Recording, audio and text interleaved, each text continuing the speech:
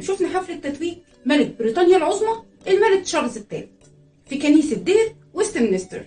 تخيل بقى ان ده اول حفلة تتويج في بريطانيا من 70 سنة. والله زي ما بقولك كده. وبيبقى حدث تتويج الملك ده حدث رسمي في التقاليد الملكية البريطانية، وبيتم التنظيم ليه بشكل رسمي جدا ودقيق قوي، وده طبعا طبقا للبروتوكول الملكي الرسمي. لكن يا سيدي زي ما بيقولك ما يقع الا الشاطر. كتير من حفلات التتويج اللي كانت بتتم لملوك وملكات بريطانيا حصل فيها احداث مثيرة جدا وغريبة للغاية. حابب تعرف ايه هي؟ خليك معايا.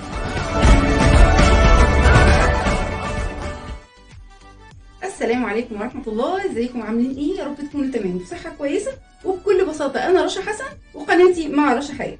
تخيل كده ان الملك تشارلز الثالث وهما بيلبسوه التاج كده وفي قمة سعادته يطب يقع ساكت. مش بعيد يعني، ده راجل عنده 73 سنة. لكن اللي جاي اقوله لك بقى النهارده ان ده فعلا حصل سنة 1377، وخلال حفل تتويج الملك ادوارد الثالث وقع الملك مات. وده طبعا البروتوكول الملكي ما كانش عامل حساب ولا كان حاطه في الخطة، لكن هتقول ايه بقى؟ نصيبه.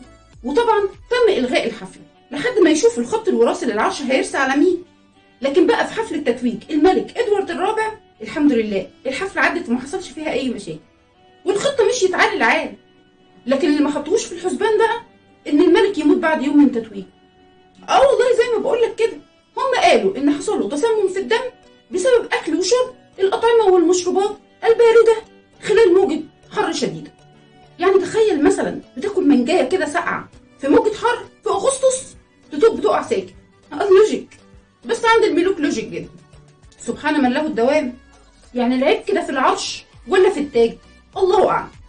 ما تستغربش بقى لما أقولك إن خد العرش بعده ريتشارد الثالث ابن أخوه بعد ما قتل أخوه الصغير اللي كان مخلص ليه جدا، وكان وقتها بداية حكمه بداية لفترة دموية ومضطربة جدا في بريطانيا.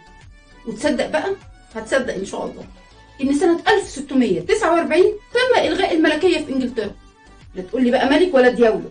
لكن سنة 1660 تم استعادة النظام الملكي في عهد تشارلز الثاني. تخيل بقى 11 سنة لا ملك ولا تاج ولا عرش.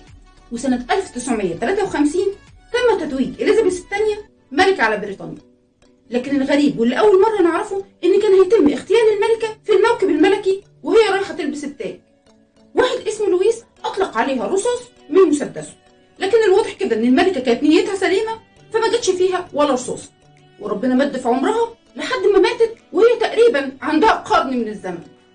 لكن مش دايما الأحداث المثيرة والغريبة دي بتحصل في حفلات التتويج. لكن أغرب حدث حصل في بريطانيا على الإطلاق كان سنة 1970 لما عصابة حاولت تسرق التاج الملكي من برج لندن.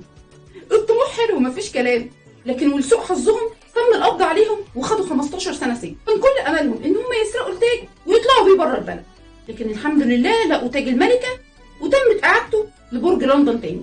طب على الأقل غيروا المكان. ودي كانت حكاياتنا النهارده، يا رب تكون عجبتكم واستنوني في حكايات حلوة كتير من مع رشا حياة. باي باي.